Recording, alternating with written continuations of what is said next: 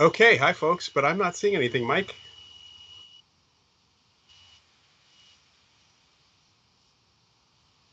All right, I'm doing that.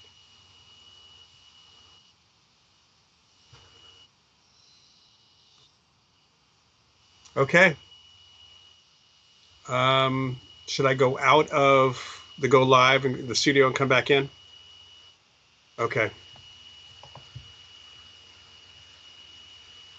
All right, let's try it again.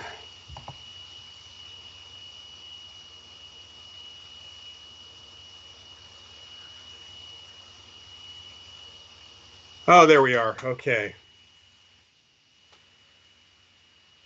Hi folks.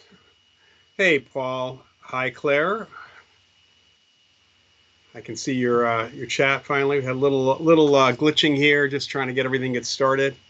As normal, this is the first time for this particular YouTube channel, um, and glad to see a few people here. And Paul, you're glad you could actually make it at this point. All right, so folks, hopefully we're going to have a few people more coming in. We did let everybody know about this. We'll see how this runs today, but feel free to put anything, comments into the chat. I'm monitoring that right now. And Paul, glad to have you back here as well. So folks will be slowly coming in and just watching this. So obviously this is going to be recorded and it will be available on YouTube, on this YouTube channel as well going forward, making it easier to find. Hopefully we will, you'll next time you come in, you'll see a really cool intro, which we have, Mike has done for me. And I'm really glad that we're kind of getting this going, even though we're going to have a small group tonight, I'm sure, at some point. All right. So this is probably after 2 years. This has been going on for on Facebook Live through the Live Paranormal's Facebook page, and this actually obviously expands it to a bigger audience. So tell all your friends, and they can of course watch this later on. But the idea of Ask Professor Paranormal, just to let folks know, came out of requests from people who had questions for me and wanted to set something up for me. This was actually the folks at Live Paranormal to really address questions that people might have. So this is a continuation of that, and I'll be doing this mostly every other week. Definitely we'll be doing it in 2 weeks. Otherwise, after that, we'll be skipping a week just because I'll be traveling a little bit. And at this point, letting you know that in the description, there are a whole bunch of links to organizations I'm connected to or refer to. So anything that I reference in terms of whether it's the Ryan Education Center or the Forever Family Foundation, those links are in the description for this.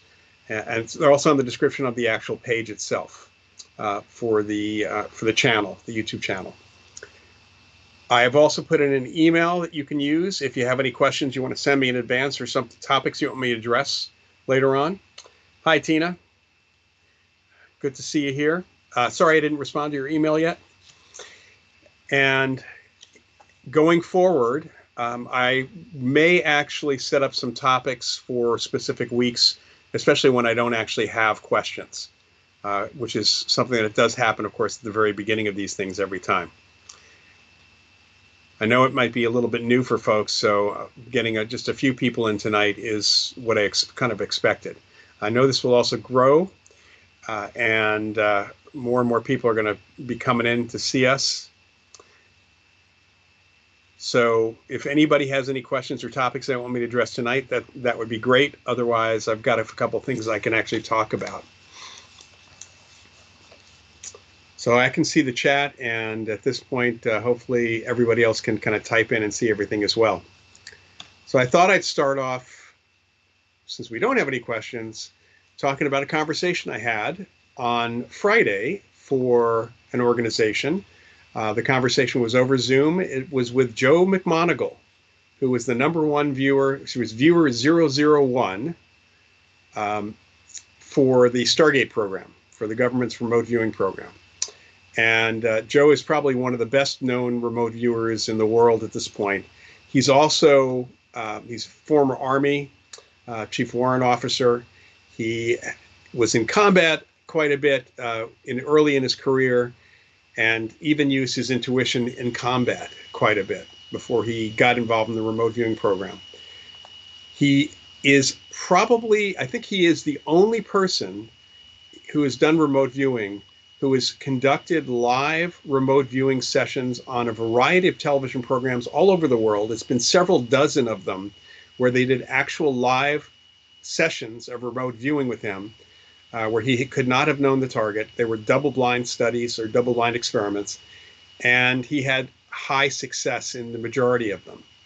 So he actually showed remote viewing live on TV a number of times without any editing.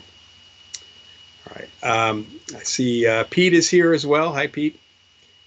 So we had a conversation with Joe for a particular group that I'm involved in on Friday.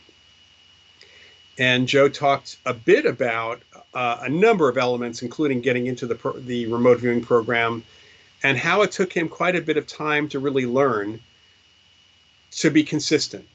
I think that's probably the best way to put it.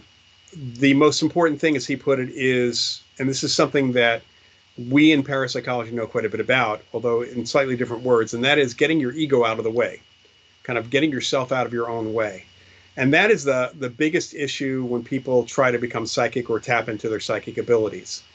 It's something that I'm teaching a course right now for the Ryan Education Center called Developing Intuition, which is really about developing ESP. And over the years, I and other researchers and psychics I've talked to a lot of psychics and mediums and other folks. It really is at the heart of everything to have any sort of control or psychic ability that you want to use again and again. You got to learn to get out of your own way. When it comes to ESP, to getting information, regardless of whether that's from the future or from other people or from objects, events, things like that, the biggest problem is itself in terms of being accurate or getting good information is our minds.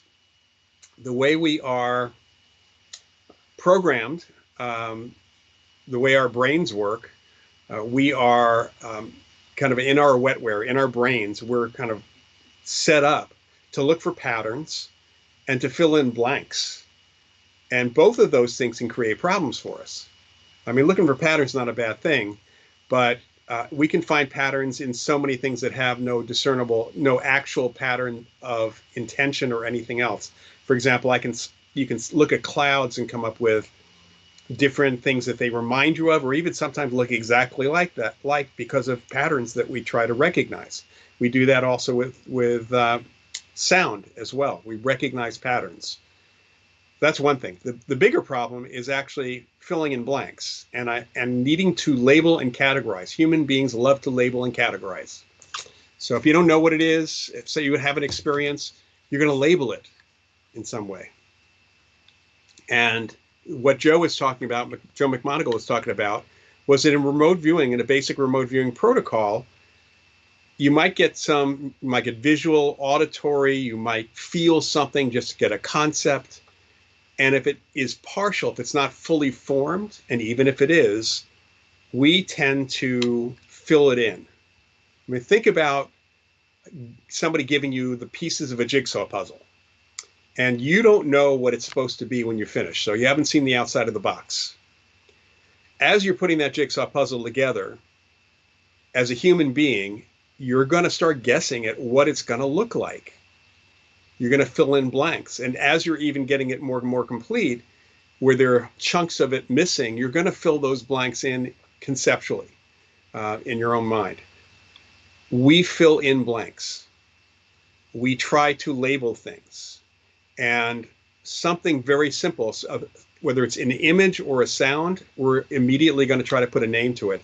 And unfortunately, if you're only getting part of the image or part of that sound, or the sound is similar to other things, you may actually just simply label things incorrectly. So it's really important, if somebody's doing anything psychic, to just sit with the information. You get whatever you get. You speak into a recorder. You can use your phone, of course. You jot down someplace on something. Just take your notes down, maybe draw things, especially if you're doing remote viewing. And you don't immediately try to figure out what it is. That's where our human programming comes in, where the ego comes in as well, because you need to get it right. I mean, humans like to get things right. And part of the process here also is knowing that ESP, that information is not always going to be complete.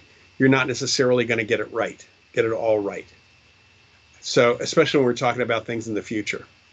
So, in the process of being psychic, you have first impressions, and then you can go back over it and even ask yourself, well, this picture doesn't seem like it's full. What else is going to be there? What's the other pieces of the jigsaw puzzle? Or what does this idea, this symbol mean? You can start asking yourself questions and sit with that and see if you get anything else as well. And then you can, after you're done with all that, you can kind of label things. He also mentioned something that a lot of people don't know, and that is, at least when you get started, and Joe did talk about, Joe McMoneagle, again, I'll mention his name, we're talking about remote viewing. He mentioned that you have to practice. You just can't sit. You can sit down, and sometimes you'll be really good in an initial remote viewing, and then you have to practice, and you may not be good every time, but you have to practice and listen to yourself and figure out what you're good at. And then he recommended, and he did use somebody called a monitor. So a monitor, think of this as your handler, your interrogator, your interviewer. And as you are doing any sort of psychic work, if you have somebody asking you about the things you pick up initially, even if it's something like, can you say more about that?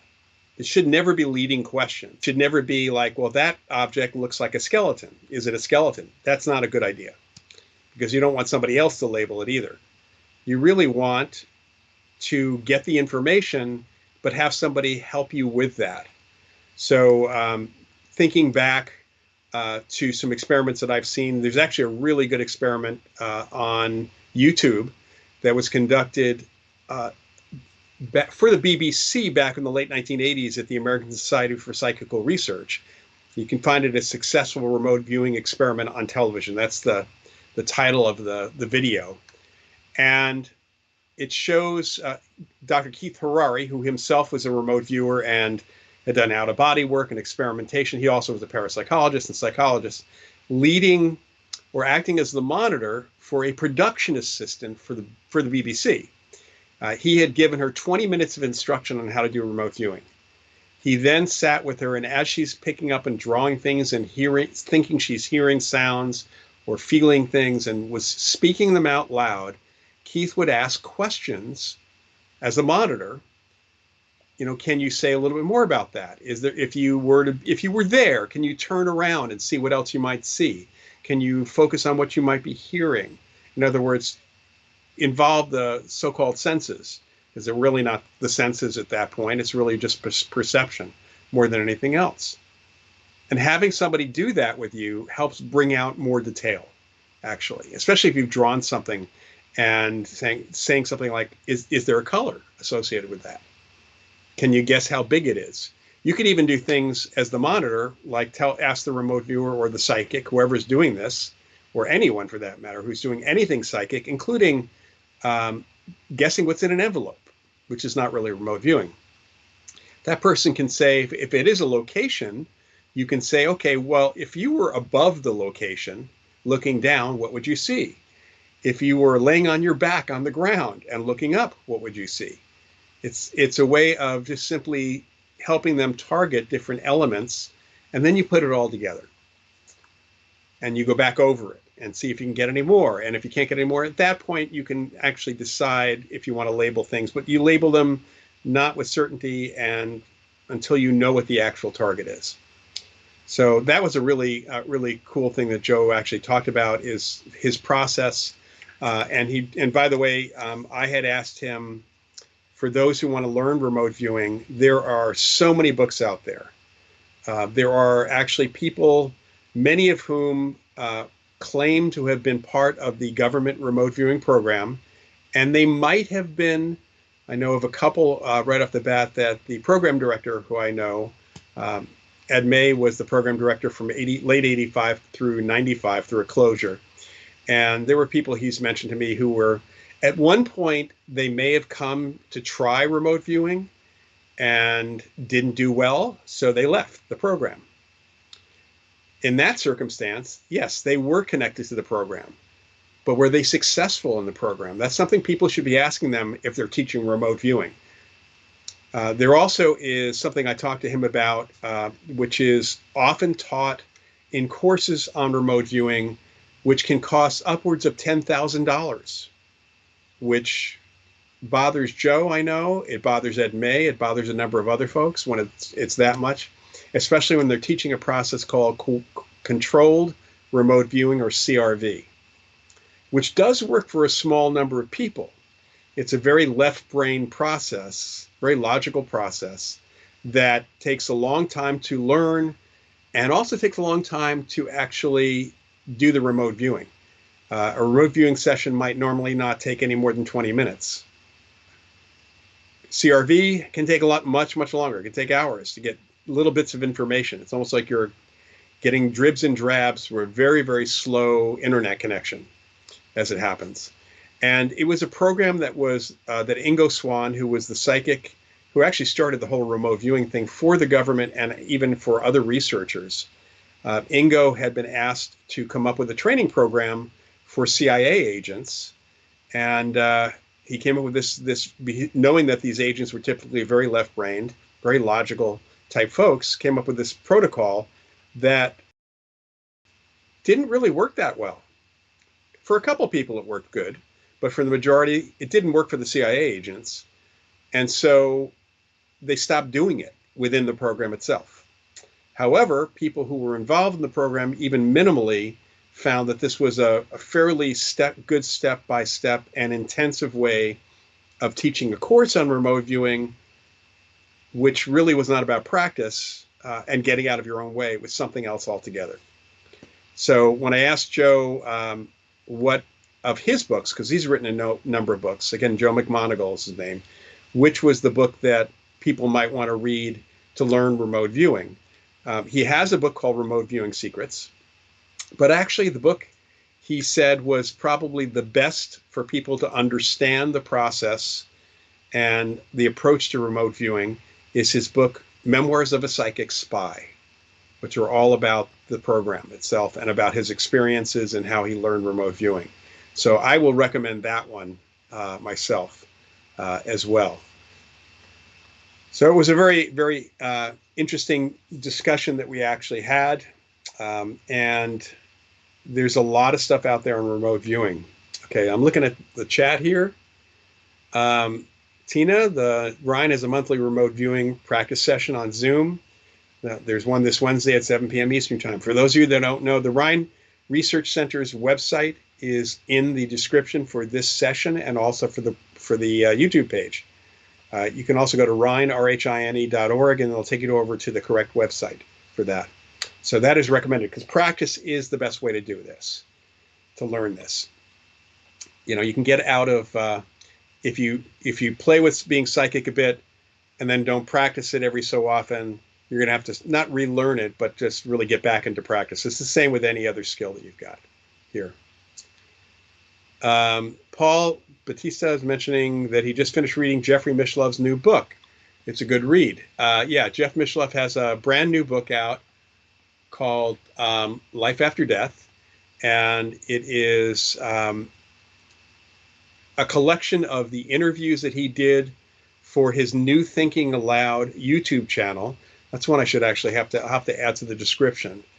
If you want to watch a really good interview show with someone who knows their stuff about the field of parapsychology, but also about consciousness, New Thinking Aloud is the YouTube show to watch. That's actually a kind of a resurrected show Jeffrey used to do on PBS back in the 1980s. There are a few episodes that I did the New Thinking Aloud, and actually one for the old show too, that you'll see if you want to have Jeff and I start talking about ghosts for that. But I'm not in this particular book because this is the book on life after death is really with a lot of the luminaries and philosophers and consciousness folks who really know what they're talking about for research on life after death. All right, Graveyard Grog, digs that show. Yeah. You know, Jeffrey is a fun guy. He's a really good interviewer. And I think that you'll learn a lot if you watch that show. And it's a lot different than watching a lecture, certainly. I feel like I'm lecturing right now. So people can ask me questions. Don't forget that. All right. Anybody have any other questions before I kind of change topics here? Because I can certainly do that. All right. I'm not seeing anything yet. All right. So let me just mention a couple of things. There are 3 classes I'm teaching for the Rhine Center right now. And let's see. Here's Paul. First podcast you heard of was Skeptico. Have I been on Skeptico? Yes. So the Skeptico podcast, Alex Zakaris, also an amazingly great interviewer. You know, with a name like Skeptico, this is actually connects to what I was about to talk about. With a name like Skeptical, you might think it's a skeptical type of podcast. And I'm actually currently teaching a course, co-teaching a course with a skeptic by the name of Kenny Biddle called A Skeptical Approach to Parapsychology. And one of the distinctions we make in the class is the difference between a skeptic and a pseudo-skeptic.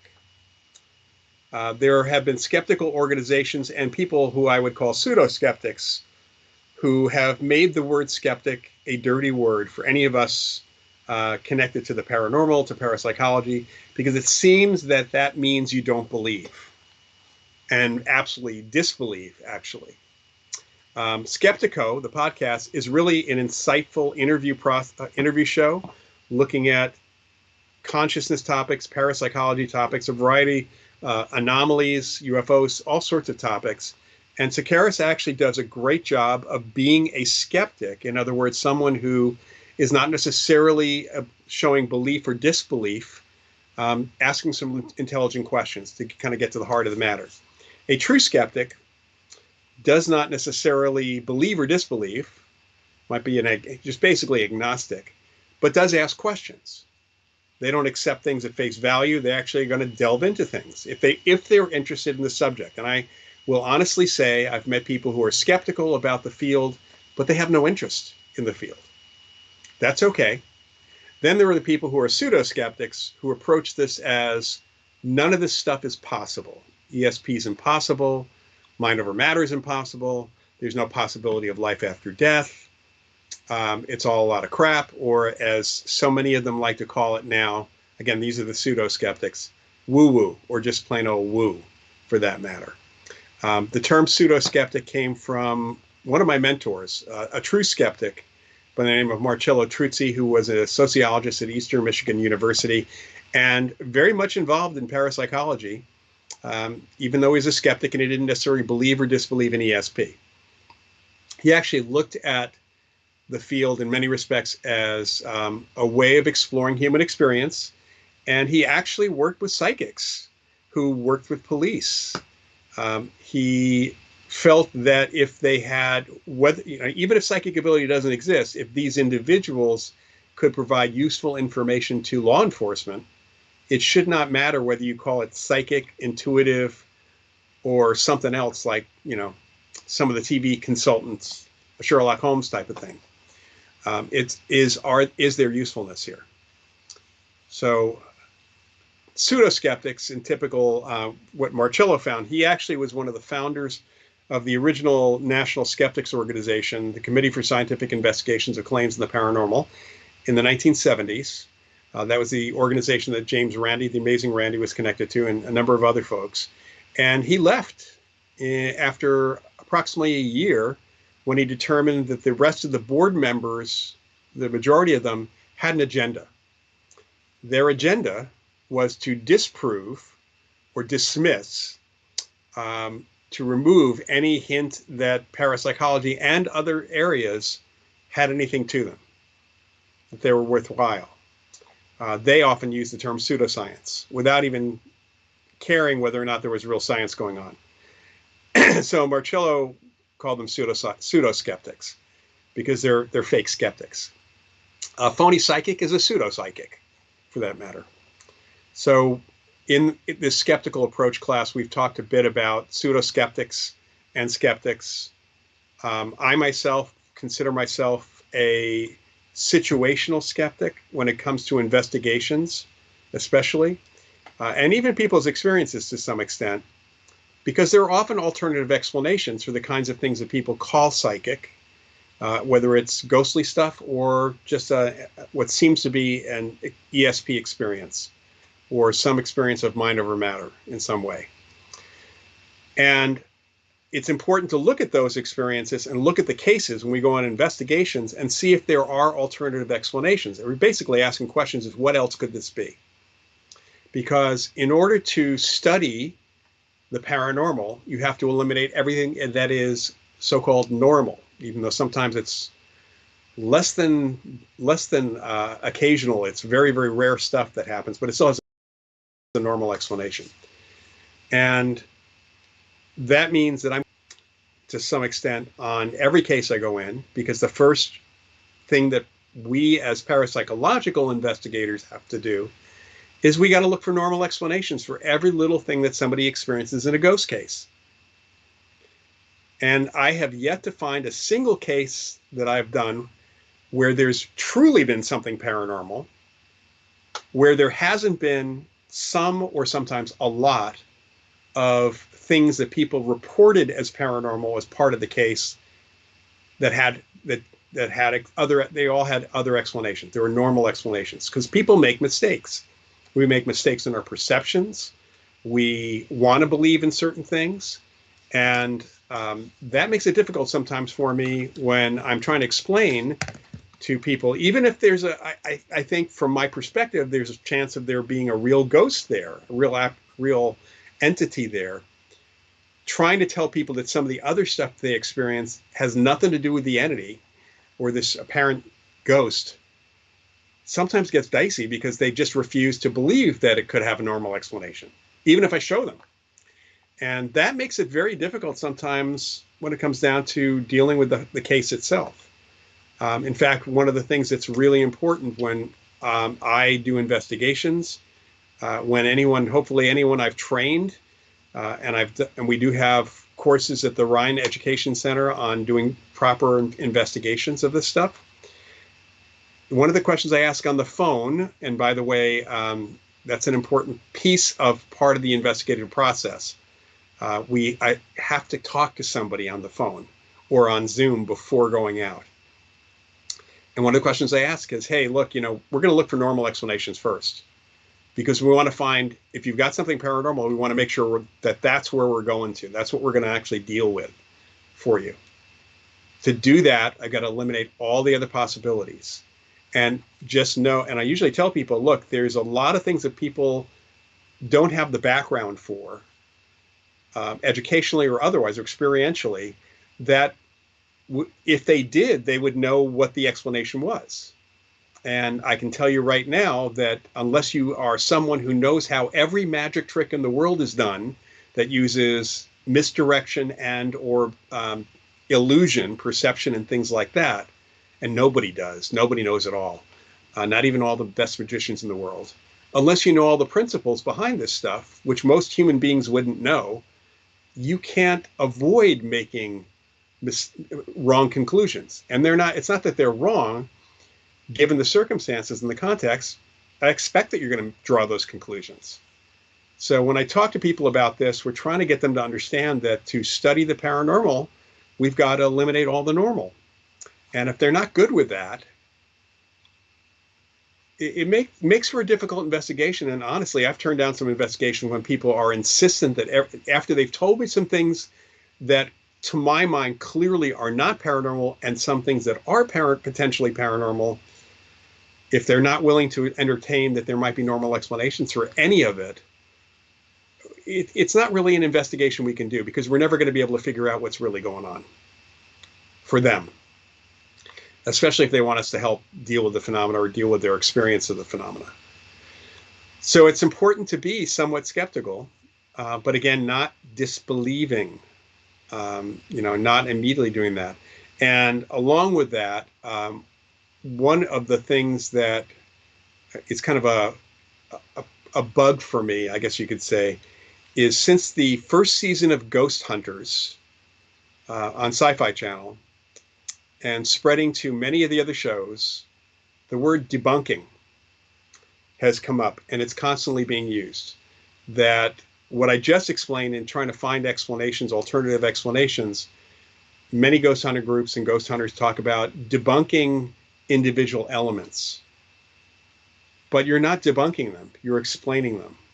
Debunking refers to fraud. And it can create problems if you tell people, your clients, that you're going to come in and first you're going to debunk all the things they've experienced, because anyone who knows what that word means will possibly think that you're coming in to make them frauds, think that they're lying. So it's a problem. Language can be a problem in how we explain things, and so for that matter can be what we call things as well. All right, let me pause here and see if we have any other questions yet. I don't see any in the chat. Well, let me scroll down a little bit here. Nope, I don't see anything else yet. I know I've got some of my regulars here. If you're new, please pop in and just kind of say hi. If you haven't come to any of my Facebook Live sessions in the past, going forward, this will all be on YouTube. And I have some help with this as well. So let me see, nothing coming through here. Okay. So let's talk about something different now. And I'll talk to you a little bit. Oh, here we go. Graveyard Grog, remember how Ghost Hunters first started as a reality show, then they converted it to go from place to place. Yeah, let's talk about that for a second. One of the things that Kenny Biddle and I did discuss heavily, and we're still discussing with our students in the skeptical class, is the idea of paranormal reality television and just television in general. And when Ghost Hunters first got started, the focus was on the guys, was on Jason and Grant and the team, the TAPS team. If anybody remembers the first season, and you should know, I met someone who was actually on the show the first season who declined going to the second season because he was running out of money. They didn't pay anybody from TAPS, any of the talent that first year. In fact, you can see Jason and Grant, if you go back and watch the first season, often arriving in a Roto-Rooter van because they were still on salary from Roto-Rooter as well. And it was focused quite a bit on Jason and Grant. They have family barbecues and their arguments, and it was really a reality show looking at the people doing the investigations. And actually, for the most part, that's continued. They were not going place to place the way that they have. It wasn't like every episode had two locations. There was more personality that was involved. It was about the ghost hunters, not about what they were doing. And still, there were a lot of elements of television involved, including suggest the push towards investigating in the dark, which had actually started in a couple of shows before that. Ghost Hunters was not the first one that did that. Most Haunted did some of that. There was a short-lived show on MTV called Fear in the early 2000s, thankfully short-lived. Anyway, television, what you see on TV on paranormal reality shows, or any reality show for that matter, two things you have to know. Number one, no script, but people are directed. In other words, sometimes they're told what to say or how to say it. Now, I've done a lot of television myself since the early 80s, even segments on some of my cases or investigations. I also grew up in the industry. My dad worked for NBC. My uncle worked for CBS. Currently, one of my brothers works for NBC. Another brother cuts movie trailers. I've been around this stuff since I was an infant, in fact, and I've been behind the scenes for the most part. What you don't see is the editing. So you don't see also the directing. So when I've done shows and I will sometimes be walking into a room or walking into a house, and they'll first shoot me from the back, and then they'll shoot me coming in. So they're getting multiple shots. And sometimes they'll say, hey, can you come in a little faster? Can you look around when you come in? And then when I would say something in response to a question that, or some, as I'm asking questions of the clients or the people in the, if I'm doing any interviewing or if I'm being interviewed, they'll say, can you say that shorter? Can you give me a longer version of that? So multiple versions of it. Sometimes they'll even say, can you say it like this? In which case I will either say yes or no. And I often say no for those kinds of things. I actually got cut out of an Unsolved Mysteries show back in the 80s, specifically because I refused to follow what the director felt the case was about, which even the clients didn't feel. The director said, we got to make this demonic to make it spookier. And even the clients didn't think it was demonic or evil or anything like that. So I got cut out because I didn't want to say what he wanted me to say.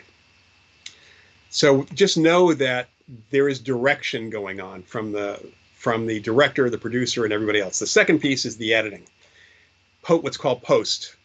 In post, all that footage, and there may be many hours of footage, is edited to the story that the production folks want to tell, which may not be what happened at all, may not be the actual original story that the people reported when they wanted somebody to come in. There's all sorts of things that change. And that's reality TV. That's actually TV in general. And what that means is that what you're seeing on the screen is not actually what happened. It's not even a condensed version of what happened. It is a particular story that is being told by the production company, by the network itself, by the requirements of that.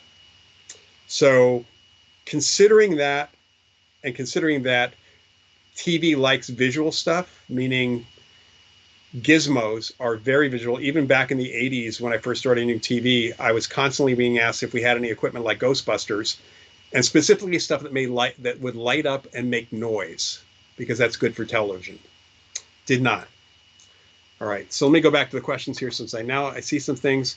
Paul is saying it makes me mad when people say they research the topic like NDEs and say that there's nothing to it. Yeah, with the pseudo-skeptics will say that they'll either say that they researched it, and you then have to ask them, what kind of research did you do? And that's important, because a lot of times they'll say they did research on ESP. It's like, did you look at any of the parapsychological research? And most of the time you're going to hear no. Why would I? And they'll have excuses to why they didn't do that. It's really it's unscientific, and it's also bad when we see people who are outside of their field who just refuse to even look at any data, which happens quite a bit from the pseudo-skeptic perspective, because they think it's impossible, so why would they even bother to waste their time? Hello, sweet unicorn. Good to see you. A new face there, or a new person here. Let's see. Paul, I watched many episodes of Ghost Hunters. I didn't think it was real. I got news for you. Real Housewives, the Real Housewives shows, those are not real. When they have like arguments and things like that, they might have had an argument to start with, but I can guarantee that the production folks have had them redo it, overly dramatize what they were doing, and increase the sense of drama and the arguments and all of that. That's the direction that happens quite a bit. BDG, it's all about selling dish soap. Yeah, that's, for those of you who don't know, the term soap opera comes from the fact that those dramatic serials that we call soap operas started on radio, and the sponsors were often companies like Lux Soap and Lux laundry detergent, and there were a whole bunch of other soap companies that actually sponsored many radio shows, especially these dramas, and they became known as soap operas. And of course, that stuck, whether or not there's a soap being sold on the show or not. But you're right; they're basically soap operas, is what they are, without a through-line story, and usually don't have evil twins showing up in the ghost hunting shows. Tina, you have a Ghost Hunters knit cap from New York Comic Con. Great to help people at the sub. Yeah. To keep people on the subway at a distance when you wear it. That's smart. That's pretty smart. Um, one day somebody should ask me, Tina, I'll have to tell you about how a friend of mine and I got rid of a religious guy who was trying to like sell us on their religion on the streets of New York many years ago. Okay. Let's see. Paul, you worked in radio broadcast in Chicago, a lot of smoke and mirrors. Yeah, that's true. My uncle, Herb Norman, was a radio newscaster for many years on WMCA radio in New York City. If it sounds like I'm like just talking about media, it's because, again, not only with my father and my uncle Larry, on my father's brother, who was with CBS and then eventually ABC, and the Directors Guild, big guy in the Directors Guild for many years. But my uncle Herb Norman, my mother's brother, was on radio, and he was more than a bit of a skeptic. He was literally a little on the side of the pseudo skeptics, disbelieving stuff. But as he would always put it, because I was his nephew, he supported me in whatever I did. Just didn't buy a lot of what I said. Let's put it that way. All right, Graveyard Grog. The only soaps you like are Dark Shadows and the sitcom soap. I am totally with you. I think in some respects, Dark Shadows is available on I think it's on Amazon Prime, but it's also on some of the free streaming services. It's worth a watch for those of you who have never seen it. If you like stories about vampires and werewolves and things like that, especially vampires, but also in the later seasons, parallel universes, they did that too. Dark Shadows was on when I was a kid, and I would run home from. I'd be home early enough from school to watch it, or eventually at one point I had a paper route in the afternoon, and I had to finish it up in time to watch Dark Shadows at 4 p.m. And I can honestly say that Dark Shadows was one of the stimuli for sending me to the library to find books on psychic stuff. I heard the word parapsychology for the first time on Dark Shadows. I read it for the first time in a Superman comic, but I heard it on Dark Shadows, and because I was also interested in the folklore behind vampires and werewolves, I went to the library looking for books on all these subjects. They all happen to be in the same area. If on the Dewey Decimal System, it's 133, and that's unfortunate for parapsychology because it's mixed in, or it's with books on witchcraft and the occult and the supernatural, and parapsychology is a science itself. But I did find the science books on parapsychology, and I was a bit of a science geek as a kid, so that's when I jumped into parapsychology. I was a kid, and continued on that. Graveyard Grog, I have the complete series on my server. Peter Guthrie was parapsychologist in the earlier episodes, right? He said, we need to be skeptical, I assume. Otherwise, we believe everything we are told. That's right. I think in our world today, we absolutely need to be skeptical. We need to ask questions. There was a science fiction writer named Theodore Sturgeon, Ted Sturgeon, and there's something that many people outside of the science fiction world might know as Sturgeon's Law, which has been applied beyond science fiction, but his statement was mainly for science fiction. It can be applied everywhere else. And that was 90% of all science fiction is crap. But then again, 90% of everything is crap, as in not necessarily true or good or whatever. And we can definitely apply that to the internet.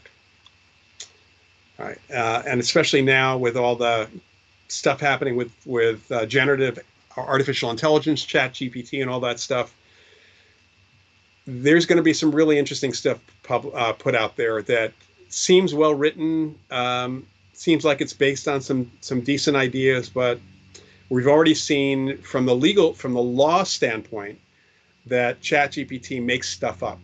There's actually a really cool application for a certain term in artificial intelligence when AI makes something up, whether it's a reference or referencing a book that never existed, a legal case that never existed, things like that. It's called a hallucination.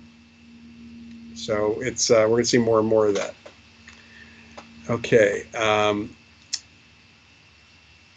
Day is saying we don't teach to vet your source anymore. That's true. I mean, that's really important in school.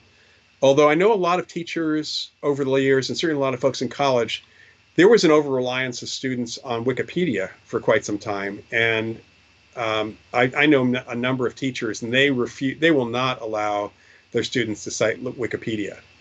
And that's really good. I mean, especially, honestly, for this topic or topics like alternative health or UFOs, anything anomalous at all, Wikipedia is not a good source. All right.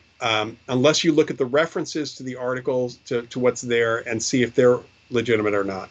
And the reason that is because there is a group called the Guerrilla Skeptics, guerrilla as in guerrilla warfare, not the ape. And their job, they feel, is to edit entries on what they call pseudoscience and remove whatever they need to remove to make it even less relevant or less real.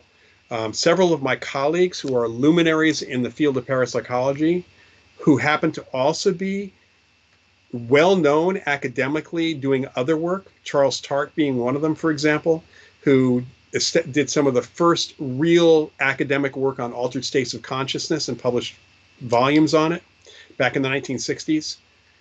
If you're reading his bio, it's about him being a parapsychologist. There's very little reference to all the other work he did in psychology in general. And that was removed by the guerrilla skeptics. It was there, and then it was gone. And Charlie has not been able to get Wikipedia to allow him to even edit his own entry. And in fact, I'm not even going to go there, but I hear that from a number of my other colleagues as well. And a lot of the entries are out of date. Any attempts to update them gets removed immediately. They just get rid of the stuff altogether. So there's a lot of situations. In fact, for a while, I worked at Lawrence Berkeley National Laboratory, which is has a lot of different fields of science doing research there. And I talked to one of the physicists who told me that they would take turns every week monitoring the entries on physics on Wikipedia for their specialties. And they'd have to very often change things because it was correct one week. Somebody came in and edited it, made it not correct, and they'd have to recorrect it. And they were constantly doing that because of the way that Wikipedia actually works. So there's a lot of false information or bad information on Wikipedia. And we need to teach people to vet sources like that. That's really important. I think the one place that Wikipedia does shine is on entertainment information. So, I mean, doesn't seem to be controversial enough for somebody to make really crappy things up there. All right, Paul saying, comedian George Carlin talked about questioning everything. Yes, George Carlin was actually more of a pseudo-skeptic when it came to this subject. He was kind of more aligned with the psychop, this original so-called skeptics, but he had a lot of really good points.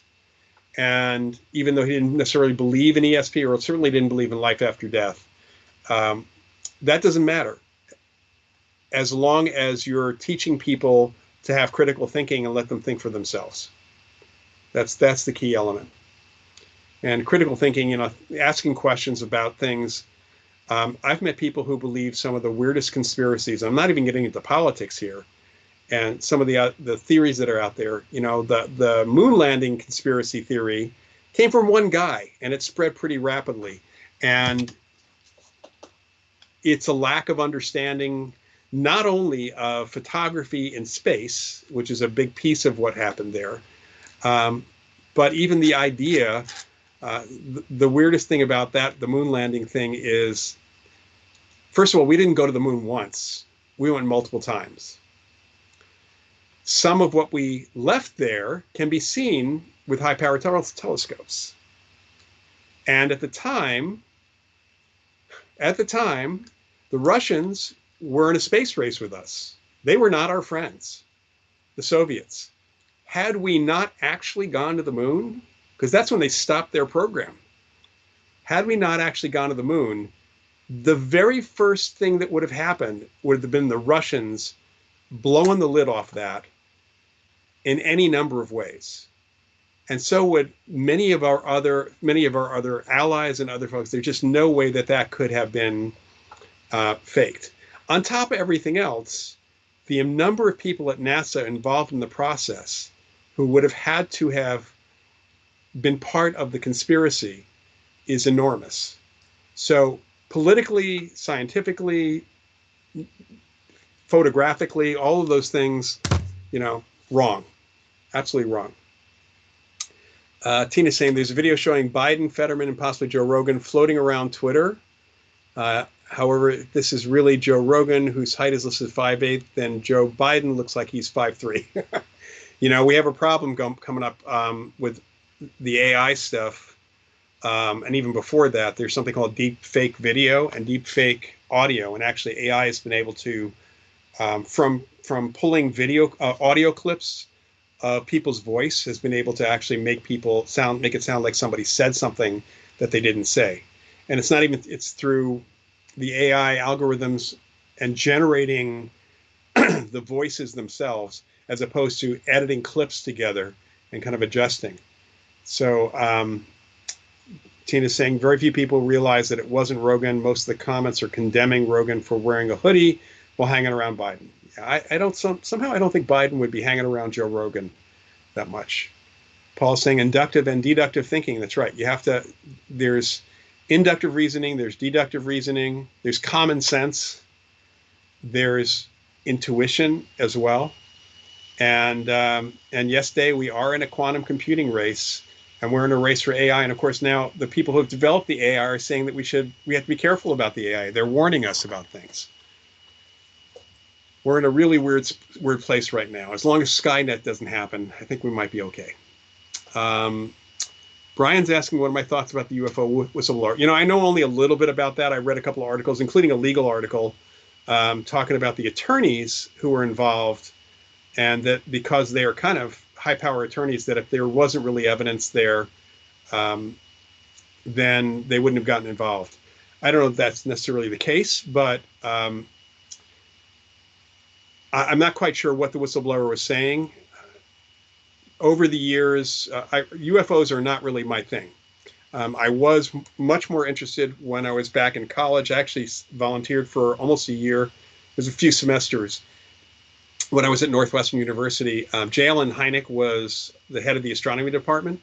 So for folks who know about UFOs, you know about J. Allen Hynek. He was the guy who was the consultant to Project Blue Book and started the Center for UFO Studies. And he was a skeptic. He knew that there were some phenomena here, but I even heard him more or less debate with some of the folks at SciCop when they had a conference here in the early 80s in the Bay Area, and the pseudo-skeptics were all over him saying, you can't study UFOs. And Hynek would say, you're right, I'm studying UFO reports and possible physical evidence. Well, you can't study UFOs. You're right. And he would repeat himself over and over again. They didn't want to hear it. Because if we had a UFO to study, it would no longer be a UFO because we'd know what it was. We might not know where it was from, but we'd know what it was. So, there's been stuff. I have no doubt the government has been downplaying the fact that they knew that there was stuff flying around the sky, but I don't know that they know what it is, even to this day. So that's kind of a thing, but we'll see what happens with this whistleblower. Graveyard Grog, AI can be very scary and damning. That's true. It can also be very positive. If anybody is playing with ChatGPT or those other programs, one of the things to remember: never put your personal information in there because it's not necessarily secret anymore. It can be shared. And number two, one of the best uses of generative AI, ChatGPT, if you have a couple pages of something and you want them to be summarized, they do that does great summaries, but they don't necessarily rely on great information. I actually use a site called you.com, you.com, and something called UChat, because they have some AI stuff there. When you ask a question, it gives you an answer, but it gives you the references and the links right out to the references. And I like that. That's really good. Okay, Sweet Unicorn. Hello. Curious to have your thoughts on orbs captured in still pictures, especially the orbs that can be seen dancing around one. Okay. Orbs are, to me, that's the four-letter word I don't ever want to use, honestly. I do not see, I have yet to see more than the littlest, tiniest bit of evidence in any single case connecting orbs to spirits or ghosts. And that connection specifically was popularized by Dave Oster and Sharon Gill, who started an organization online called the International Ghost Hunter Society in the 1990s. It was based on faulty logic. They were getting these bubbles on photographs in haunted places, and they assumed, or they made the statement, that those were spirits. Later on, he recanted that and said, no, it was photographic errors. With night shot camera and the processing in cameras and all of that, there's two ways of getting orbs. There's the moving ones that happen through night shot, and that's typically dust particles reflecting infrared light. It's also insects and other things. And there's the quality of resolution is not good enough to determine that it is an insect or something. When you take a picture with a flash, if there is any possibility of anything semi-reflective in range of the flash, even though it's not in the viewfinder itself, you're going to get orbs quite often. Depends on the angle of the flash. You won't get orbs if your flash is separate from your camera, and especially if you have a long lens. So we do not look at orbs in our field as any evidence of anything paranormal at all. Nothing at all. Too many photographic issues. In fact, when the orb thing first became popular in the late 90s, Fujifilm even had a page on their website explaining how orbs can be created by accident. So don't consider that anything paranormal at all. And too many people have sent me pictures and videos, the majority of which are not in places or not connected to an experience, any psychic or paranormal experience. So you get an orb, big deal. Did you see a ghost? Did you experience a ghost? Do you think there was a spirit there? Did something move? Was there some psychic connection that you have? And it still may not have anything to do with the case at all, any more than any other normal explanation. Or my colleague Steve Parsons in the UK has a great book out called, it's been out for a while, it's one of the books we use in our course, called Ghostology. I highly recommend it. It has really great explanations of orbs and other things. And he's actually with Cal Cooper. They're putting out a book not too long in the future. I think it's called Parasite, which SIGHT, which will be looking at all sorts of optical things there as well. Brian, the whistleblower alleges the Pentagon is hiding at least 12 recovered non-human spacecraft.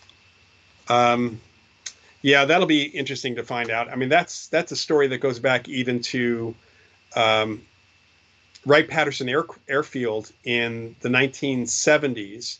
That's where the whole Hangar 19 or Hangar 18 thing came from. And Hynek, J.Allen Hynek was involved in a lot of stuff. And I will tell you that his response when people asked him about that he said highly doubtful, if not impossible, for so many reasons, as he put it. And on top of that, he made some joke about Hangar 19 at that point. But if we do, we might have some recovered stuff. If there are non-human or non-earthly craft, that would be really interesting, and it'd be very interesting to see what's going on. And I know part of the reason why. And this was something a friend of mine who had been in military intelligence pointed out.